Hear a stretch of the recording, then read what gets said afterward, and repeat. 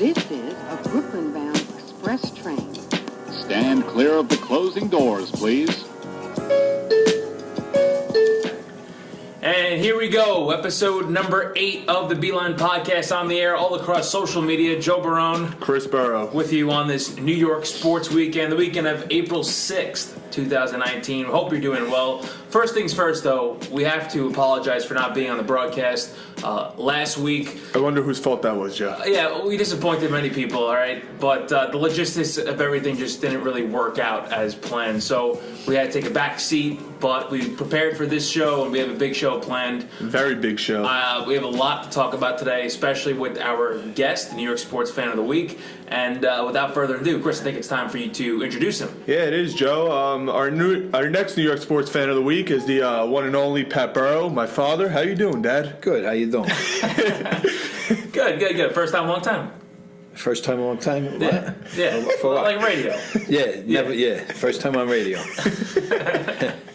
Anyway, listen, I'm really excited that we were able to do this because the reason why we're bringing you on is because we've gotten a lot of, let's say, younger people to fit the demographic of our listeners and things like that. But we want to get different stories, and who better to talk to than somebody who has been through plenty of games, been through plenty of miserable times, Plenty of heartbreaks and stuff Definitely like that. Yeah, heartbreaks. so that's why I think it was good and fitting that we were able to get somebody like you. So thank you so much for coming on. You No pumped? problem. Thank Yeah, I'm you. pumped, psyched up. I mean, Let's go. you've Let's been get ready to telling go. us for so long that you wanted to be on. You wanted to be on. Yeah, let's go. I'm going to put you on the map. Don't worry about it. All right. So let's begin with your New York sports teams. What are they? Your favorite New York sports teams? Well, my favorite New York sports team is definitely the Jets. That's why they broke my heart a lot. Then the Mets, basically. I'm a Knicks fan. Hockey, I really don't like any of the teams. I'm a Boston Bruins fan. My nephew really don't like that, but that's his problem. All right, so you say you're a big Jets fan, and that's good because we have plenty to talk about. The uniforms are out. Did you see them? What do you Yes, think? I did. I really don't like them. I really don't Why? like change. I really don't like change. This is like the third time we changed our uniforms. You know, like I say, the great franchises never change their uniforms. The Giants, Red Sox, Cubs, Yankees. You know, most of the teams that I hate, they never change their uniforms. I like the old ones, and plus the old one's the greatest player that we ever had, Joe Namath wore, so. Well, you say Joe Namath. Was that the reason why you got into the Jets? No, well, really, when I was a kid, I had me and my mother. I never really went to much games, and this guy that lived across the street from me used to have season tickets for the Jets and the Giants. And when I was around 12 years old, he started taking me to the games. And that's really the first game I ever went to, and I remember seeing Namath play, and I guess I became a Jet fan from there. Because all my family's Giant fans, except for me. I'm really, me and my cousin. Well, that was like me with the Mets and Yankees. All Right, my exactly. family's mostly Yankee fans, and I had Exactly. Mets fans. So that's how I became a Jet fan, and they used to bring me every Sunday. This guy Freddie Queets, and we used to go. And then my mother didn't want me going because I used to get drunk and everything. And that's really useful. They actually used to have a bar near Shea Stadium that they used to go to called Irene's, and they used to sit at the bar and drink before the game, and they would sit me at a table and get me like Coca-Colas and stuff. Like, and I'd stay sit here, there. we'll be back. And they used to bring sandwiches and stuff, and we'd eat in the stadium and all that. It was pretty cool. Then in 1981, they made the playoffs.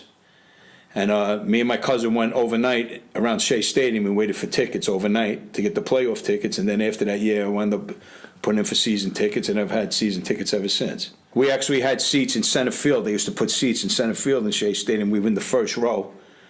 We walk into the game, it's pouring rain out, and they're losing 21-0. And we walk into the game, This was Jet fan. we're like, you got to be kidding me. We walk in, what happens is they wind up tying the game up. Right. Towards the end of the game, they're going in to score a touchdown to win the game. Richard Todd has, I believe, Derek Gaffney wide open. Goes to throw a pass to him, and he gets picked off by, I think it was Hasselbeck or, one of the linebackers from the Bills, and we were like devastated. And that was horrible. So. It's a typical way for the Jets to get knocked out of the But playoffs. that's too, usually right? what happens with the Jets. So Right. it was good that they came back. We were sitting there in the rain like morons, But them coming back and everything was pretty cool. But they lost anyway, Yeah. Typical. So So, do you remember how many games you went to that year? the year that they made the playoffs, Yeah, or the first year that you went to a football game? I went to most of them. I think back then it was only 12 games, and Freddie took me to mostly all of them. Oh, wow. Like I say, his name was Freddie Queets. He was actually friends with my mother and my uncles. His real name was Freddie Finelli.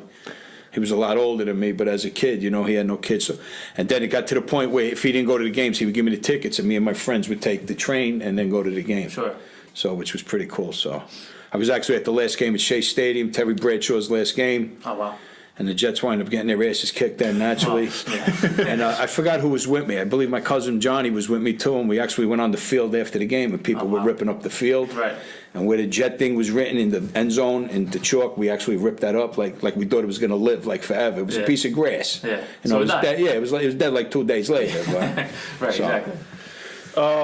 So I know since I was little, we've been tailgating.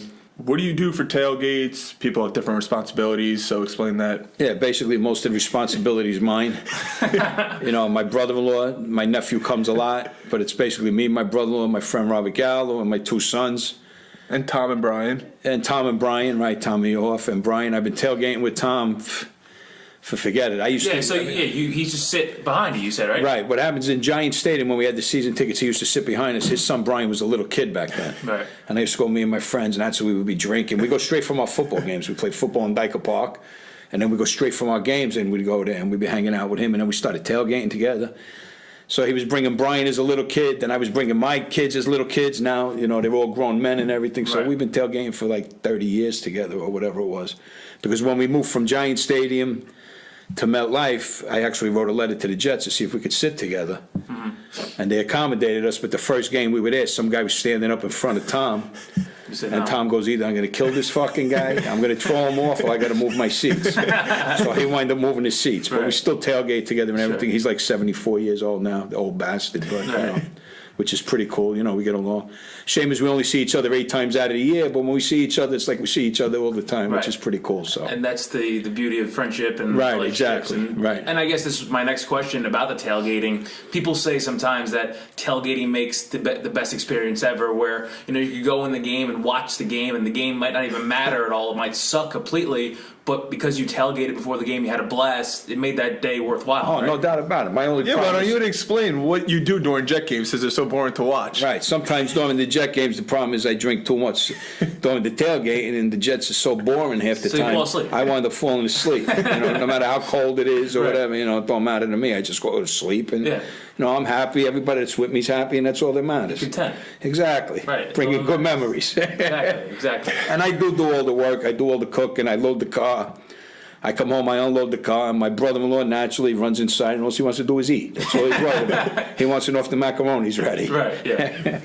Well, let's go through your game day routine. It's a Sunday during football season. Jets play at 1 o'clock. What do you want the listeners to know about our daily routine or your daily routine? Well, I get up in the morning. I go get myself a cup of coffee. Come home, start loading the car. By then, my brother-in-law gets out, and like I say, a lot of times my nephew Joe comes. Me. Right. They come out here. My wife will buy them donuts, and again, they're inside eating and shit, and I'm outside loading the barbecue in the car, the chairs, the table. I help you sometimes. Right, and then I'm I yelling know. because nobody's ready, because I want to leave early and get up there early, and then What's the earliest you've been there to tailgate? 9 o'clock in the morning. Okay. But most of the time we come down, me and my friend Rob, we do a shot before we leave, just to, just to Boost it get the up. blood, just to get the blood flowing and everything. Yeah. And then we drive up there, and then from there, I do the cooking, drink some beers, have a good time. Everybody laughs. We throw the football around. It's just something good that I get to do with my nephew and my kids now. It's just something. There's a lot of times I don't even want to go, but just to go to keep that tradition going, I think is pretty cool, and hopefully they'll carry it on when I'm not here no more. So, Right. and then they'll talk about things that we did and didn't do, which is pretty cool. So. Yeah. And this goes on rain or shine, night game, day Oh, yeah, game. me, You're it there don't all matter. the time, unless there's a family event or what? Well, no, I've missed weddings for games. I've missed parties, family parties for games. I've had arguments with my wife. As a matter of fact, when I got married in 1986, I had Jet season tickets, and we were in Hawaii, and the Jets were opening up like that week or something, and I think we flew home a day early from our honeymoon. We had to get another flight home, and I flew from Hawaii to Chicago to get to a Jet game, that they lost naturally. They played the Patriots back then.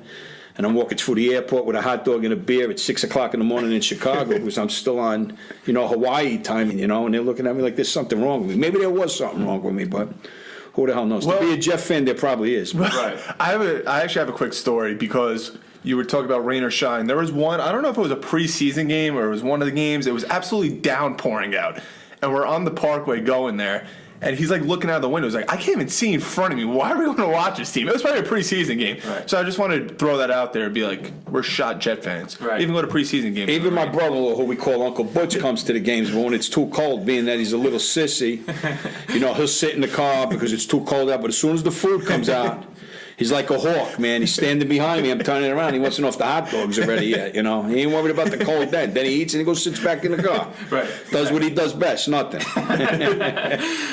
So you mentioned that this is the tradition that you want to keep on going, especially for when your kids get older and to your age and things like that.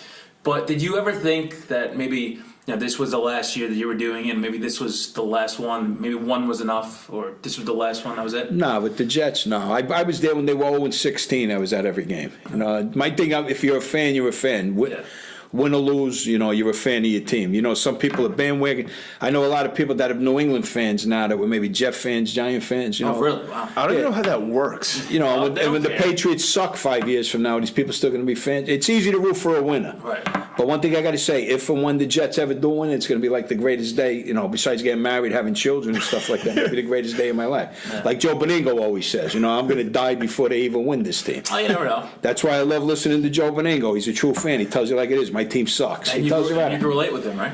Oh, Joe, yeah, he's like me, a loser. Exactly. So, if you think back years, football, your number one sport? Yes. Definitely. Okay, you said you used to play at Dyker Park. Was that an organized league? Or yeah, it was an organized what were some stories about that? Were you any good? Same thing. We go there, drink, play ball. A lot of our life was revolved around drinking. Whenever we did, we used to get the refs drunk and everything. As a matter of fact, my brother-in-law, who's Joe's father, used to come and watch us play and everything. It was pretty cool. As a matter of fact, we went to a game in Miami, the only away game I ever went to. I went with my brother-in-law, we went with my niece, my nephew, my kids, which was pretty cool. Yeah. Went to a Jet Dolphin game. It was like being at a wake because there was more Jet fans there than Giant fans. But it was, I can't see going to a football game laying on a lounge chair taking the sun. Right. That ain't football to the me. Dolphins fans. Right. Yeah. So. But yeah, Dyker Park, it was a pretty good league. We won a couple of championships there and everything. We were older. Yeah. It was pretty cool playing. Was it tap? No, it was touch tackle. Okay. Yeah, but it probably turned into And then it was flag. No, we never played that. We were older. We were in our 20s. right. I played till I was like 35 years old. Quarterback? I was the quarterback. And I played till I moved out to Jersey. I was actually commuting on Sunday mornings Really? into Brooklyn to play football. Then I got sick. Passion. Well, if you ask his friends, like Robert Gallo, it was a family team, so don't really get it. Well, I had all my cousins on the team and stuff like that naturally. Right. So But he always goes, it's a family. what happens is in our neighborhood we had a lot of good ball players, but we lived on different blocks. When we were kids, we used to have teams against each other in the neighborhood. That one day we said, why don't we take all our good guys and go to other neighborhoods and beat those guys? Right. So we were from downtown Brooklyn, so we went up to Dyker Park, which was Dyker, and we went up there and we just started kicking all their asses too, so, Right. which was pretty cool. So I have to ask just one question though. I mean, before Chris asks about your best and least favorite moment with the Jets, did you want your kids to play football, knowing the risk? yes, now? yes. As a matter of fact, my son Nick played. He was pretty good. He played Pop Warner. He was pretty good. As a matter of fact, Chris will tell you, we used to go to the games. That's all you would hear. Nick Burrow with the tackle. Nick Burrow with this. Then when he got to high school, a lot of the kids there didn't want to play. They had no passion. He didn't want to play anymore. Right. And I told him, you're not quitting. My thing is you never quit at anything. At least finish it. I said, if you go in front of the coach, and I give him a lot of credit for this, and you tell the team you're going to quit, be my guest. And he did it, and I gave him a lot of credit for that, to have the balls to get up and tell everybody. Yeah. Because he was probably the best player on the team. So I said, now you could quit. But I was, Listen, if your heart's not into it, then no doubt about there's it. no point. It happened to him in baseball, too. He was a good baseball player. Right. When he was playing travel baseball, there was years he would play 100 games. He came to me one day, I don't want to play no more. You don't want to play? I called up the coach. The coach is getting mad at me. I said, listen, the kid don't want to play. What do you want me to tell you? Right. It ain't up to me. You can't force them. But I want to go back to the Jets for a second. There's no question we've been through a lot as Jet fans. You've been through a lot. What's the best moment you've ever experienced as a fan and the worst moment? I already know probably our best moment, so... The Jets' best moment that I ever... Experience as a fan. Yeah. I mean, we've had plenty of playoff Well, he parties. was like, what were you, like 6 when they, like 5 Yeah, when they won the probably? Super Bowl, I was 8. But you don't really remember that, do you? Nah. You know what? Best moments, I don't even know if I really had that, man. Not even the because playoff run? You know what? The playoff run, and my nephew and my son will both tell you, every week they would come, I would say we're going to lose. I never have confidence in them. You know what I'm saying? No matter how good or bad they are, my thing is they're always going to. Is this the reverse psychology that you're doing, or? I don't know. It's just that they let me down so many times. Like I say, if you listen to Joe Beningo, he'll tell you the same thing. He never gives them credit. You never think they're going to do what you want them to do. Right, yeah. It's just all those years, I guess, of heartbreak and everything. Maybe my best moment might be see Joe Namath when I was a kid. You know, going there and looking at him on the field, being a guy that idolized quarterbacks. I wanted to be a quarterback, and you looked at him, and to me, he was one of the best ever. Right. I'm pretty pumped up to find about the worst moment. Yeah. If there's no best moment. Yeah, there's plenty of worst moments. The worst moment for the Jets, there's a lot in the playoff games. Where we were winning and we lost at the end. The Denver game, I forgot what year it was in the playoffs. It was when we were playing John Elway, and it was like 10-3 at halftime or something. Yep. And then Keith Byers fumbles on the goal line. We're going in to make it 17-7. We could have won that game. Maybe went to the Super Bowl. The year when they played the Dolphins and Shula watered down the field, that's before most of your time. Yeah, Todd threw 2 interceptions, and we probably had the best team in the league. Well, it's funny that he said the fumble, because us three and my brother always joke about if the Jets were going in for the Super Bowl, to go to the Super Bowl, they would just fall on the goal line and fumble. Yeah. And they would lose. So it's funny that they actually had one of those As a matter of moments. fact, in that game against Denver, I think Keith Byers fumbled in that game, and Richie Anderson fumbled. That would have been 2 touchdowns we would have had. Right. They would have went to the Super Bowl. The one year in the Mud Bowl, like you say, I think the Redskins played the Dolphins. They had a running back, John Riggins, who played for the Jets. Mm-hmm. And he basically ate the Dolphins apart. But the Jets had such a great front four back then. They would have probably beat them, and they would have probably won the Super Bowl, you know. There's so many times we came Was that the close. Sack Exchange years? Yeah, right. Sack Exchange, Gastineau, right. Salam, Klecko, Marty Lyons, That was dominant. Yeah, no doubt about it. They did dominate. Their offense was good, but their offense was all speed. And, Shula was smart, and he just slowed them down. They had Freeman McNeil, Wesley Walker. As a matter of fact, 2 guys that I met at the stadium last year, I think you were there, and they were walking through the parking lot, and I said, oh, shit, there's Wesley Walker and Freeman McNeil. And you all looked at me like you probably didn't even know what all they want. I went running over them, and Freeman McNeil was like afraid, like I was going to attack him or something. Wesley Walker looked like he was bombed out of his bird, Took a couple of pictures with him. It was pretty cool, so that was good. But. Well, I want to go back to a moment. Uncle Joe, Joe's father, used to call you every time the Jets were winning saying, Pat, we're going to the Super Bowl. I know Uncle Butch does it now, but is there a story behind that? Yes. The first year I got married, I was living in my mother-in-law's house. Me and my brother-in-law Butchie were watching the game, and Jets were playing the Cleveland Browns, and I believe the Jets were winning the game. I think they were going to go to the AFC Championship game after that or something. And what happens is I think it was 3rd down, and the quarterback went back to pass, Bernie Kosar, and he threw the ball away. And I'm like, Butch, we're going to the Super Bowl. With that, I see a flare go in the air. Mark Gastineau gets called for roughing the passer. And we wind up losing the game. So the big joke with me and my brother-in-law always was, we're going to the Super Bowl, but I don't know if that's ever going to happen.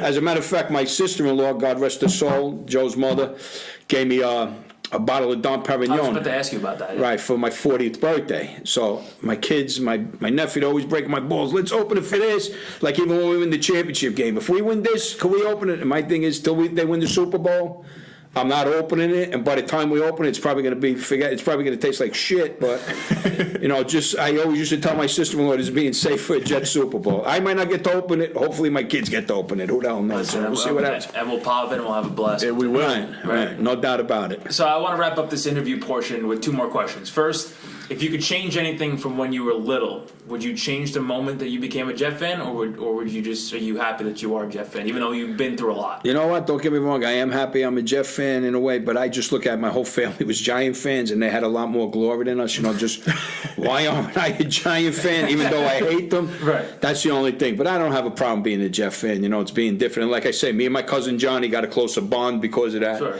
Because his father was a Giant fan. He actually had season tickets with me, Johnny, when he lived here. Now he lives in Virginia.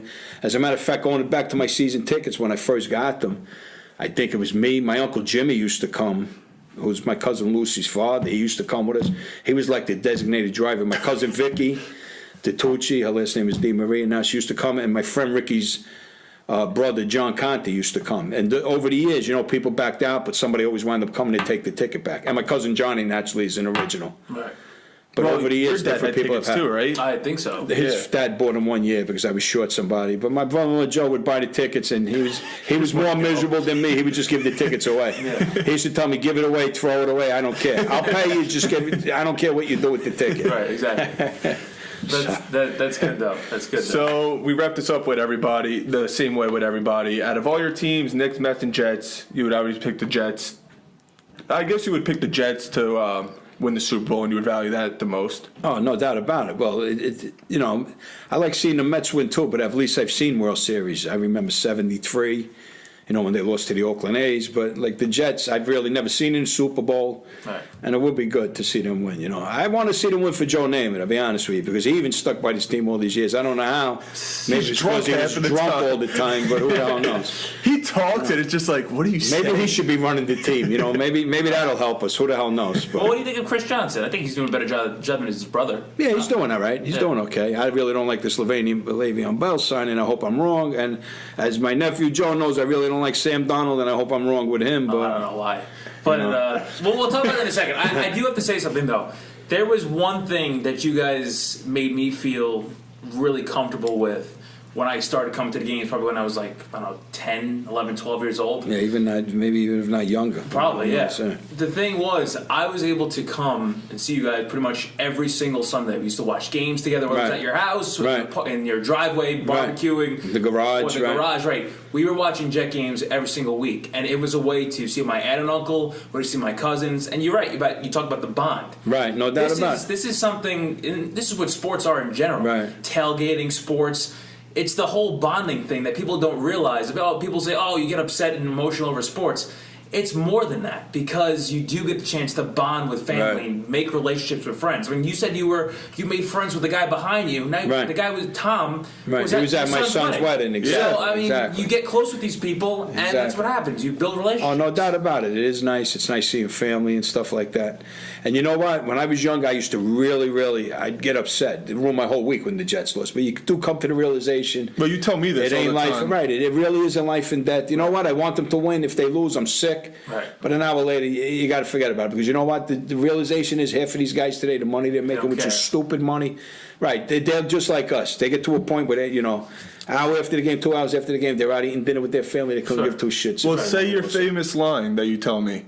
Are the Jets going to pay your bills? Right. Well, that was the line in the Bronx. But De Niro told his son, "Is Mickey Mantle going to, ask if your father's going to pay the mortgage, right? And if your father can pay the mortgage." So you come to realize that as you get older, you do want to take it to heart, but it isn't life and death. So. I mean, it's not like when we were leaving the Houston Texan game in 2010. And they threw a touchdown when we were leaving early? Right, we were leaving early, and that's the sad part. We were leaving One of the early. few times we ever left early. Right, it was bad. Well, we were miserable. We were really upset, and there was one fan that was just cursing. We thought that he was going to jump off the balcony because he was just so miserable. And then we were all out in the concourse at MetLife Stadium, and we heard a roar from the inside. And it was delayed on the screen, and we saw it, and it was nuts. Well, funny story that you said that, because now when we go to games, it's like, all right, ready? And it's just like, I'm not leaving until that clock says 0. Do you learn your lesson from that? We don't leave now, unless it's a blowout. You didn't leave for the Monday Night Miracle, though, right? No, that I did You not stayed. leave. Yeah, we actually still a went down low. It wasn't a kid. It was 2000. Yeah, that was 2000. Wow, I didn't realize. One more that. Jet story before you get off the Jets. Yeah. I'll never forget, we went to a Monday night game. They were playing the Cowboys. I remember they were playing the Cowboys with me and a couple of my friends. We took car service there, and we're on the bus. We're going into the stadium, and it's bumper to bumper. And I'm like, we ain't getting into this fucking game now. We go run into the stadium. At the end of the game, we go on the field. We see this guy get cracked in the head with a bat. And back then, you could bring banners in. So some guy, my friend Joe, I don't want to say his name because we're Rob, but my friend Joe takes the banner and he puts it on this guy's head. The guy's bleeding profusely out of his head, and it's all spray painted. I'm like, Joe, what are you, crazy? With that, we're running because there's cops in the field, and we're running, and we see this big thing. It looks like a tree. It's Ed Too Tall Jones. And we're running right towards him. We say, oh, shit, and we start running the other way. Back then it was different because people weren't vicious. They weren't looking to break shit. You could go on the field and stuff like that. So it was Shea Stadium. Stadium. I was on the field there twice. The last game ever at Shea, when I was there, I saw a Steeler fan get a beating that I've never seen in my life. Oh, my God. And the Monday night, we were on the field both times. Well, we were talking about that last night with my grandma, and I'm like, yeah, now you do that, you get arrested. Oh, Right. God. Or you get banned from the stadium. You get banned from the stadium. You get tackled by Yeah, security but people guards. are vicious. Back then, like the players were on the field, nobody bothered them. Nobody looked to rip stuff off them. Now they look at it. I want the helmet. I want. Now you Yeah, sell try to it. steal Right, stuff. right. Yeah. Because now everything's about money and greed, man, Yeah. and that's what's ruining the world. But Right. it is what it is, So what are you gonna do? All right, now it's time to hop on the express line. Chris, the New York Sports Fan of the Week, Pat Buro, my uncle, Chris's father, and I will be addressing just 3 stops this time, and we'll start with the Jets. Now, I saw this being discussed on Twitter the other day. Their new uniforms will have New York written in bold on the chest of each jersey. You already said that you weren't a big fan of the jersey. They're electing to go with a very city-like tribute to this organization, New York City, the greatest city in the world, that kind of thing. Let's talk about this. Would you welcome the Jets back to New York? I mean, there was a lot of talks over the years. It was the West Side Stadium debacle. Would you welcome them back into New York, and would you still go to the games? Oh, yes, of course. I would welcome them back to New York, but I don't know if I would have tickets. You know, the reason why I would welcome them back was we're still sharing a stadium with the Giants. People still know it as Giant Stadium. You know, that bothers me that we share a stadium. But going to New York for me, now that I live in Jersey, would probably be a hassle with the traffic, the parking. Then they were saying you don't know if you'd be able to tailgate and stuff like that, and I think that takes away from the game. So. Right. Well, they have an opt-out, actually, I think it's 2025. Yeah, they have an opt-out in 2025 where they could say, you know what, we're done with MetLife Stadium. It's almost like the Islanders and Barclays Center. They have an opt-out, I think, after next year or this year or something like that. But they, I remember in years past, they were thinking about doing it on the west side, but because of Jim Dolan, they didn't want to negotiate a whole thing going on there. There is, though, an area by Citi Field in Queens. Oh. And they have all the scrap metal places, all the junkyards and things where they could just wipe that out and build another stadium over there if they really wanted to. That would really... Because most Jet fans are from Long Island. Yeah, because that's where they trained. Right. Yeah. So that would actually sell out even more. It would get a more home-like feel to it. I think they would benefit if they move back to Queens. I just wouldn't want to do the commute of going to those games. I get then that. it turns into an all-day affair. Right. Like even the Mets. I'm a Met fan, but to go to a Met game for me, it's an 8-9 hour day. That's a lot. You know, between driving there, you go to the game, and then you got to fight all the traffic coming home. You know, it gets to be a pain in the ass after a while. Yeah. So. Well, I know, speaking of this still, we talked about this in the past, actually. As a family, we were not going to get tickets if they moved back to the city. Because, like he said, the commute, and it would just be a pain in the ass to go back and forth there every week. MetLife Stadium is right down the parkway. And the one thing is, if they move to the city, there's no tailgating. Exactly. And tailgating, that takes for me, away. And I said this before, tailgating is everything. No me. doubt about it. You go sometimes just to tailgate, and because you know they're going to be bad in the game. Right. There were how many times did we go to games where like the 4-12 season or a 5-11 season, but we went to the game and we enjoyed the tailgate. Right. We still had a good time. Yeah, we had a great time. It's even like by Christmas time. Most of the time they're not in it. We go there, tailgate, leave at halftime, say. Oh, yeah. We went to go visit Detroit, actually, and we're standing outside of the Ford Field, and we're looking around, we're like, where do these people tailgate? We'll have the same problem if they move to the city. No, it's similar to like the Knicks and the Rangers and the Yankees. They don't have actual parking lots. They have parking garages. Right, the city, you know? Exactly. So they're not going to be tailgating like the Mets, per se, where they actually have a huge lot, and the Islanders at the Coliseum. To be honest with you, I worked in the city for 30 years, and I don't miss it at all. Yeah. You know, I retired from there as a carpenter. I don't miss going back there. Nothing against the city, but when you're not there, you realize how dirty it is and congested and stuff like that. I was there last night. It was brutal. Oh, no doubt about it. Yeah. You know, when you're there, you really don't realize it, you know, when you're there every day. But then when you're not there for a time and you go back and you go, wow, this place is disgusting. Yeah. You know, it's overpriced. Oh, my God. Filthy, disgusting. You got to worry about where you walk in, who's going to say something wrong to your wife. You might wind up getting into a fight or something. Right. Might wind up crack somebody. You know, you never know. So I just don't like that idea, though, of them moving back. No. Oh. Oh, all right. So we mentioned the Mets, and I think this is good to move on to our next stop on the Express line out to Willets Point City Field. Strong start to the season for the Mets. I think, they're 5-2? 5-2, yeah. Possibly 6-2 or 5-3 after Saturday's game. Jacob deGrom continues to dazzle. I know you're a huge fan of him. And I read a couple of things before we came on this podcast. deGrom, the first Met to open the season with consecutive double-digit strikeout games, now has 33 of them in total, which puts him in third place in franchise history, but behind Doc Gooden's 46 and Seaver's 60 games. He's got 26 straight quality starts, which ties Bob Gibson for the longest streak in MLB history, and 25 straight scoreless innings. And listen to this. This is what is even more crazy. In his last 42 innings, he has hit as many home runs as he's allowed. nice. So that's Wow. one. Those are some good stats. Right. So my question is, and we have to discuss this, will deGrom go down as a top 2 pitcher in MLB history and in franchise history? Well, I don't want to say in MLB history, but let's talk about the Mets for a second and their scope. would he go down as a top 2 pitcher with Seaver? My own personal opinion with something like that, just like guys going into the Hall of Fame, my thing is guys got to do that for a couple of years. Right. 1 or 2 years. Well, he's been doing it since 2014. There's no doubt about it. Right. But, you look at a guy like Seaver. Seaver did it for 10, 15 Sure, years. Doc right. Gooden, before he started doing the drugs, these guys dominated for years. Right. And I always thought DeGrom was the best pitcher they had. I used to argue with my cousin all the time. He used to tell me he was in love with Matt Harvey. Yeah. I used to say, this kid DeGrom is the best pitcher. And something that I didn't know about DeGrom, somebody else told me what's good about him. He is a little bit older now. He was a shortstop. But he was a shortstop, so his arm probably still has a lot of innings in it. That's right. And that pitch count thing I really don't like neither. There's sometimes this kid's pitching, you're taking him out. Right.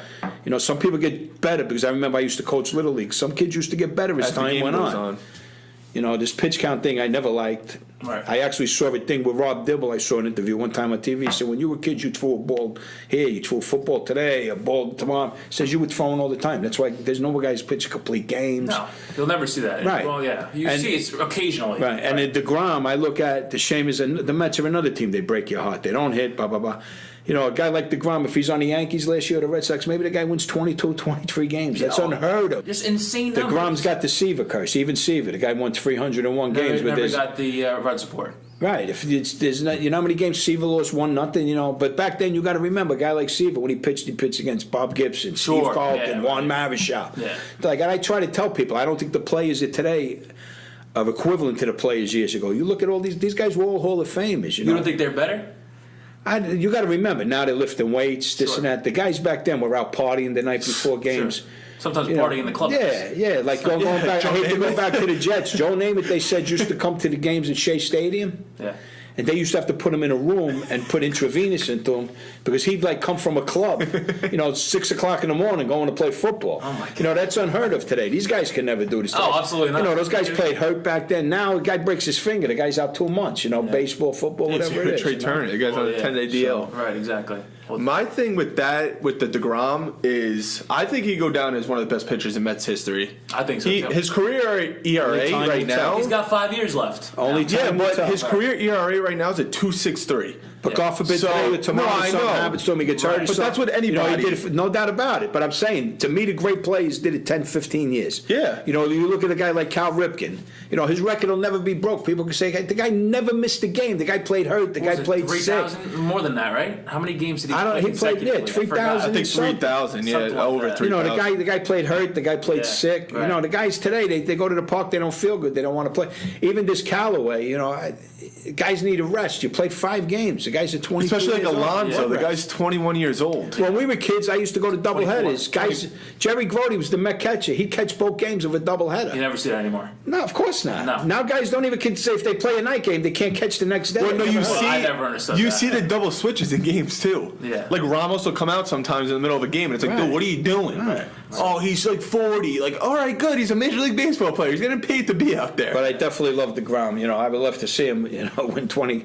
I don't know if you'll ever see another 20-game winner the way they baby these guys, but it would be Right. nice to get him one of those. So Right, exactly. if we keep scoring runs, the first 2 games this year they supported him. So yeah, but then you watch them on their home opener, they almost get no hit. So Well, they also came back from Miami. No, I know, but it wasn't fair, right? They Right. probably didn't sleep. They Right. were all tired. Did you hear about Speaking of Dom that- Smith? He had a tough time peeing because he had to do a drug test. Really? Yeah, it was a drug test to Dom Smith. It's a random drug test, and he couldn't go to the bathroom to test. So Right. it held up the entire Wow. team even more, and that's why they got home. You talk about a drug test. Somebody was telling me yesterday, there's an older guy that works for me at the parks, and he was telling me years ago they would have uppers for these guys for those things. When they were traveling for the next day, they would take a couple of uppers, because they couldn't sleep.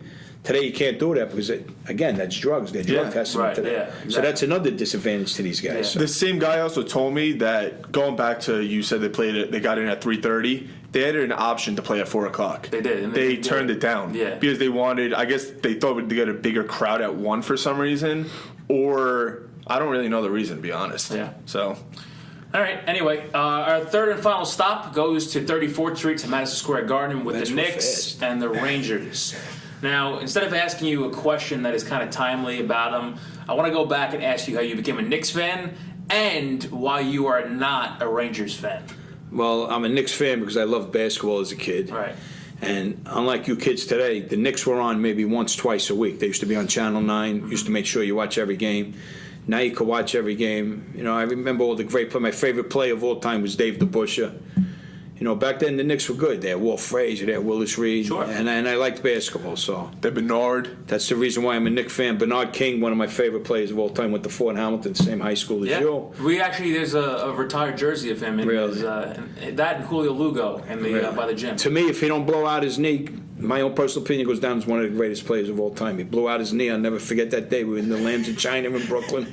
Me and my wife, we were dating, and I'm there to play in the Sacramento Kings. Bernard King goes in for an open layup by himself, goes up, comes down, tears his ACL, and all the Chinese guys go, oh, Bernard King. And I looked and I said, that's it. Then they wind up drafting Patrick Ewing.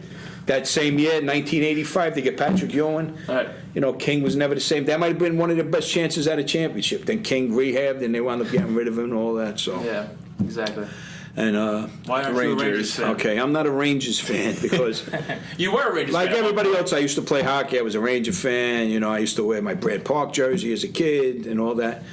What happened is in 1979, again, I think it happened. They went to the Cup. The Rangers traded Brad Park to the Boston Bruins, and I hated the Bruins like everybody else. And that's the only team that I ever changed.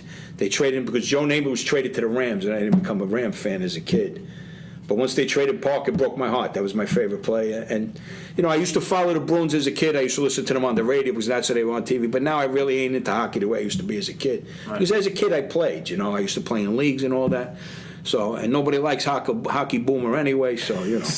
Yeah, you got I'm that saying, from man, I got that from Boomer Esiason, baby. Yeah, right, exactly. They don't even talk about hockey on the sports shows, fellas. Anyway, we have a bit of a bonus stop, okay? This goes back to our discussion a couple of weeks ago with the most miserable fan base. We never really crowned a winner, guys, so I want to get your votes. So the choices for most miserable New York fan bases were the Buffalo Sabres, the New York Knicks, the Jets, and the Mets, okay? And we're going to break this down because I want to take votes from everybody. Chris, what was your vote for most miserable fan base? I don't know if you remember the actual arguments each person made. No, for them. I do, but I was still caught in the middle of two because the Jets really haven't had a meaningful year in a while. Sure. The last time they made the playoffs was 2011. But then I looked at the Knicks, and I don't even know the direction this team's going in right now. Sure. Because I don't think they know. No, I know, and they haven't had a winning season. Chris Also, Nolan don't care. And I saw a stat that ever since Carmelo Anthony got swatted in the playoffs by Roy Hibbert that one year, they have not been good since. So I don't have a lot of curse? confidence. I think so, and I don't have a lot of confidence in them. So I'm going to take the Knicks. Okay, what about you? My opinion, the Jets, for the simple reason I'm a little bit older than you guys, I saw the Knicks in championships. You know, I saw them lose championships. I thought they were going to win against the Houston Rockets with Hakeem Olajuwon. They lost to the Spurs one year. You know, 2 years we really Well, they thought were they good were in going to win. '94. No doubt about it. I remember one game they should have went to the championship. Smith is his last name. I forget his first name. The guy misses a layup right underneath the rim, and I'm like, why didn't he jam that? You know, and you're like looking. But I'd have to say the Jets. Just getting back to the Knicks, the greatest dunk I ever seen in my life, and you could all look it up, is when John Starks threw it down in Michael Jordan's face. That's all. But I would have to say the Jets. That's my own personal opinion. What about you? I have to agree with Chris. I think the Knicks. Yeah, like I said, because you never saw the Knicks really. Well, yeah, I mean, exactly. You're a little bit younger than me, so a lot younger than me. Right, I'm and just you'll see saying that in it. different generations. No doubt about it. I'm just saying it because that one year they had 56 wins. Everyone's like, oh, we're going to the championship. They got knocked out in the second round. I of even saw the playoffs. Buffalo Sabres play in the Cup, something you Right, never the Sabres, saw. right. See, I saw You know, that. the Sabres have never won the Cup. The That's Sabres what had they had some of the best lines. They had Gilbert Perreault. They had a lot They've of had Hall a of Fame lot guys. of really No doubt good about players it. over the years. You know, right? they had one of the greatest goaltenders of all time, Dominic Hasek. You Yeah. know, I saw them play in the Cup. You know, they lost, but you know, the Jets I never seen in the championship. So I Right. seen them get very close. And like I tell you all the time, those 2 years they went to the championship game. I told you both, they're not that good. They're not that good, and they wound up losing the Yeah, but AFC championship. we did talk We about- never thought they were going to make it, and then they made it. That's why you never know in sports. We did say if they got the ball back one more time in both of those games. Yeah, if. There's a lot of ifs. No, I know. You know, that Pittsburgh game, if they don't fall behind 21-0, Yeah. the way they play in the second half, they win that game too. But football's a team sport, Yeah. and you got to play 60 minutes. Yeah. It ain't like any other sport. I went with the Knicks because, like you said, the Mets have had winning seasons. They've been to the World Series twice since 2000. Knicks have made it past the first round of the playoffs once since 2000, and they failed to qualify for the playoffs 14 out of those 18 possible seasons. So that's tough. That's down the mountain. And they haven't drafted anybody that could, propel them into the next generation per se. They haven't gotten lucky with the lottery. They haven't been able to do that. So even the Jets, like we were saying, they've made You saw a championship game. and I guess like you said, it's the bias type of thing, which I get that. Right. But that was my mindset. I think the Knicks. I'm also not saying this because I'm a Jet fan, but it looks like the Jets are on the rise. I think And so, yeah. it doesn't, everyone can say the Knicks are going to have a lottery pick, but all the teams that are under them all have the same amount of percentage to get the number one pick. Right. So you don't know where that's going, and if they don't get the number one pick, I don't even know who's going to anymore. So I just don't see a future with them either. So Right. I don't know. We'll see. All right, so after the show, we want you, the listeners, to write your comments and to see if you agree with our picks for most miserable New York fan base. We also want to know if you enjoyed my uncle and Chris's father's stories as far as the Jets go, because that was plenty of good stories. Well, I have more stories with the Jets than anybody else because I guess I went to more games with that. So tell another story before we get to wrap things up. You have another story for us? Yeah, I have one. As I told you, my Uncle Jimmy used to come with us to the Jet games. Sure. My cousin Lucy's father. One time we go to a Jet game, 1986, they're playing the Chicago Bears, the year they went undefeated. Right? They wound up losing one game to the Dolphins. Uncle Johnny one. And we're there and we're barbecuing, and I'm cooking, and the sausage ain't even done. And my uncle just picks up a piece of sausage and he starts fucking eating. And I'm like, what are you doing? That ain't even cooked. He goes, I don't care. And I'm like, I could go on and on with stories. I bring my Uncle Johnny to a game. Sounds good. He just passed away 2 years ago. I was pretty close with him. He was more like a father than an uncle, especially when I moved to Jersey, because he did a lot of things to help me out. And he brings a flask. They're playing the Oakland Raiders. It's a Monday night. I got an extra ticket. He goes, yeah, fuck it, I'll come. He was one of those knockaround guys. Brings a flask of Jack Daniels. Jets are losing like fucking 28-0 at halftime. He looks at me. He goes, don't ever ask me to come to a game again. I said, why? He goes, my flask is empty, my flask is broke, and the Jets suck. So, till the day he died, I never asked him to go again. So, but there's so many stories. I used to have extra tickets. There'd be a lot of kids in my neighborhood. We were going to a Jet game one time. Just got home from our football game, because we used to play football, then go straight to the Jet game. And I got 4 tickets, and I go up to the corner, and there's this kid, Joe Natelli, on the corner. The kid had to be 7, 8 years old. Just call him Joe Noosh. Little kid. I said, Joe, you want to go to the Jet game? Get in the car. He goes, I got to go ask my mother. Ask his mother. And we're running through that. I don't know if you ever saw that tunnel that goes from the Brendan Byrne to Giant Stadium. We're running through there because we're late, and we're running in, and we go in. The Jets are playing the Buccaneers, and they're up 28-0, man. Like one of the best games ever. I think they scored 60 that game. Best game ever, and I'm late. It's like, oh, shit. What do you want? More Jet stories? No, I mean, listen, that was great. The last game at the stadium too. People just wrecked the whole stadium.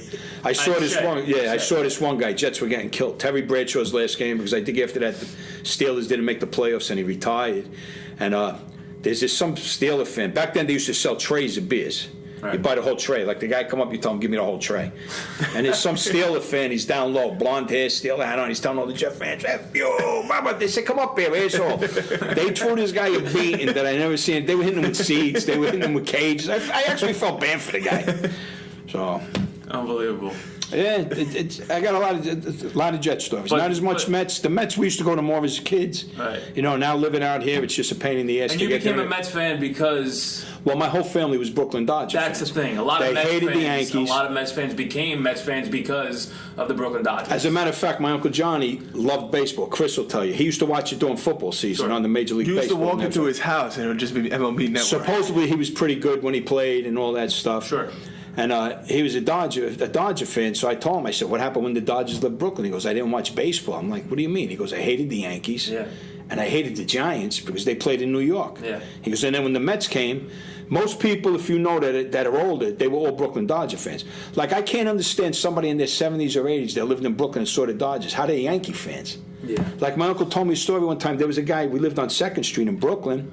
He was a Yankee fan. He goes, we used to beat him up every day. He goes, we were all Dodger fans. He was the only Yankee fan on the whole street, Right. The Yankees were really a Manhattan team or Bronx, wherever the hell they were. Brooklyn was Brooklyn. He told me stories of listening to the games on the radios. You walk by people's houses, grandmothers were watching the game, grandfathers. You go by the stores, the games would be on. That must have been awesome, you know? Yeah, right. Same thing I say with New York. Just imagine if they had one team in each sport. You know what? We wouldn't be able to have Well, you see with other cities. And I always think about that too. If New York had Supported one team in each per sport, right. Because I've gone to cities like Philadelphia, I've gone to Boston, right. where they have one They're supporting team, one team, right. and everybody has a hat on game Yeah. day. Right. Everybody's wearing their colors. Every Right. single People get day. off of school. The entire town just stops. Right. New York will never have that. Now, But- I guess because of the oversaturation of the teams, Right. but also because it's such a melting pot of so many different people Right. that people you could ask if they're walking in the middle of Times Square, don't know who the Mets or Yankees are. Right.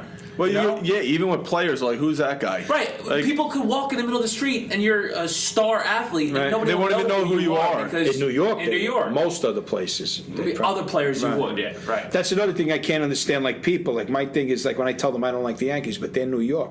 But I was brought up to hate the Yankees. Sure, I get that. Like people don't understand that. Yeah. Like I know Yankee fans that root for the Mets. My thing is, but they're younger. They're younger people. I get the thing of like with Brooklyn. The Brooklyn people hated all the other teams. It's a man. different right? Because era. that was Brooklyn rooting for them. It wasn't people from Queens. And, Right. Man, those were Brooklyn people. They hated the people from Manhattan. They hated the people from the Bronx. It's just the way it was. It had to be great. You miss Brooklyn? Yeah, at times I do, but it ain't the Brooklyn that I know. And, No, it's not anymore. And nothing against Brooklyn. Maybe my kids aren't as successful, or maybe growing up in Brooklyn they turn out different because over there you're hanging out. And nothing against Brooklyn. Like we hung out in the corner. A lot of people got in trouble from hanging out in the corner. Sure. Out here was a little more laid back. You basically knew where your kids were. Right. Is it like I used to go down to the corner. My mother didn't know what the hell I was doing. Out here, you basically knew what you could. Both of my kids and hopefully my other son went to college. Something I never did, and a lot of people I know didn't do. They had not that you couldn't have that opportunity in Brooklyn. But Brooklyn just isn't Brooklyn anymore. I go back to my old neighborhood.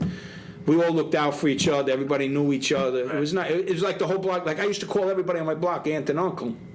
And my wife used to go, "What are you related to everybody?" No, just out of respect. Absolutely, I do the same thing. Those days are over. Yep. And it's a shame. You can't slap your kid in the head no more the way you did years ago. Sure. I always tell my mother if there was child welfare around when I was growing up, she wouldn't went to jail. I said, "You'd be doing life," because I used to get my ass kicked. My mother hit me with bats, sticks, guitars, whatever she could find, shoes, high heels. I used to run in the street, go into the cars, used to throw shit at me. Right. I wouldn't change the way I grew up for the world, and I wish my kids could have grew up like that, but it's totally different times. Sure. My thing is we have a beef, you do your shit, I do mine, and after that's forgotten about. Yeah. Now they're talking about shit that happened 30 years ago. Yeah. But it is what it is. The world to me is on the downside, and I really feel bad for you young kids, my own personal opinion, because I don't know what the world's going to be like 30 years from now. I know I won't be here. I just hope it's still a good place to live in, because Oh, yeah. it's a malicious place, bad, too much hatred. No. I actually go to Bible study, me and my wife, and we listen to this priest, man, and he'll tell you right out, man. He'll tell you the shit that's going on, and you know what? He's so right. Like talking about cell phones, how they always know where you are now, and it's so true. Yeah. The one thing he does tells me is the Antichrist is coming, and you know what he says? He goes, "I hope I'm dead, man, because I do not want to be here." So that's my religious side, people. And on that note, I think it's time to wrap things up. Thank you so much. No problem. I enjoyed it. Yeah, I definitely. I hope people enjoy it. I think it I hope was they don't think I'm an idiot. No, I thought it was a good one. I think it was really good discussions, and I know many people from your generation and your side and Would probably appreciate your a lot of age things, will so. appreciate these stories, especially Jet fans, and even Mets fans and Dodgers fans, just because they can relate to it. Or even Nick fans. One more Jets story, because I know you know the Jets are my favorite team. When we were kids, we used to go to training camp every year. That's when they trained in Hoffs. Right. Me and my friends, we tailgate, we drink beers and everything. Right. A lot of these stories have drinking No. in it. Yeah, well, but we were 18, 19 years old. Don't get me wrong, we were big juiches. One time we go, it's got to be like 100 degrees out, right? And we're barbecuing, we drink, and all of a sudden they had a fence. Back then you could get close to the players. Sure. Like we hung out with Al Toon in the parking lot, Freeman McNeil, actually hung out with them. Right. They come over, have a beer with you or something. But Marty Lyons is walking by, and we're looking behind the fence, and it's hot as hell out, and he's walking to practice, and he looks at us and he goes, "Don't you guys have anything better to be doing today?" I look at him, and Pat Ryan walks by. He goes, "What do you guys think this is, a zoo?" But we used to have good times. Most of my stories are Jet stories. The Mets, we didn't go as much, but you got to remember, it was the summer. First of all, I worked a full-time job in the summer. My friends all went to the beach because I grew up without a father, so my friends all went to the beach. I was always working. And the Met games, a lot of the games were in the afternoon, 1 o'clock games, you're working back Sure. then. It was a lot different. Right. Baseball was better back then. World Series, the games were on at 3 o'clock. Like now, you're watching a World Series game, you got to go to work the next day. 12 o'clock, the game's still on. Yeah. That's ridiculous. Tough. It isn't for the young people anymore. It's all about money today. And me personally, I think that's what's ruining the world. Greed and money. That's all they want. Like these contracts these guys are making. Oh my gosh. Yeah. You got guys saving people's lives. Yeah. They don't make a quarter of what these guys are making. No. A third of what these guys make. You know, it's ridiculous. Yeah. And it really hurts the fan because they were saying with the Knicks, if the Knicks, let's say they get Williamson, let's say they get Durant, they get the salaries are going to be paying out. Oh, yeah. What are they going to have to charge for tickets? Oh my God. Yeah. You know, it's ridiculous. Like a Tickets are Yankee already game. They're $100 and they have 15 wins. Right, a Yankee game, $1,000 to sit behind home plate. For $1,000, I want to sit on the bench, I want to make up the lineup card, and I want to manage the game. And I want to do that every game. What are you kidding me? Yeah, right. We pay $500 for our Jet season tickets, even though we get a lot of aggravation, but we get 10 games out of that for $500, which ain't that bad. Well, thank you so much. We hope you enjoyed it. And listen, next week we hope to get another good story out of Our next guest. Our next guest. All right? Yeah, we get Uncle Butch next week. Yeah, right, exactly. But he's going to be in incognito. Thanks so much. We'll see you next Thank you. time. Have a good week. Ciao, baby. Bye.